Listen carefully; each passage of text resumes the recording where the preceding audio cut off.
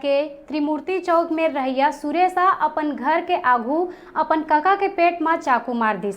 दरअसल पूरा मामला घर के बोर के पानी गली में बोहाय के कारण ले होइस। विजय मनहर के घर में बोर है जेकर पानी गली में बोहावत है और सुरेश ओकर भतीजा के घर के आगू में जमा हो जाते है और यही कारण है दोनों परिवार के बीच आए दिन वाद विवाद होत रहीस। मुलमुला पुलिस आरोपी ऊपर अपराध पंजीबद्ध कर फरार आरोपी सुरेश मनहर के खोजबीन करत है।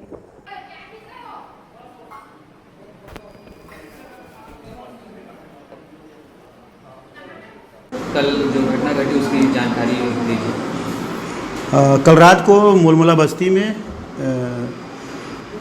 दो परिवार के मध्य आपस में झगड़ा हुआ था। झगड़े का कारण है इनका जल निकासी, पानी निकासी के विवाद पर ये लोग आपस में कहासुनी हो रहे थे और इसमें से सुरेश मनहर जो है वो अपने पास रखे चाकू से अपने चाचा के ऊपर प्राणघातक हमला किया और उसके बाद हमले के बाद से फरार हो गया। विवाद में उसके साथ सहयोग करने वाले उसके पिताजी, उसकी माता और उसके छोटे भाई का भी सहयोग था। अपराध पंजीबद्ध किया है। घटना के बाद से सुरेश मनहर फरार है और इसमें 3 अभियुक्त को हम लोग गिरफ्तार कर लिए हैं।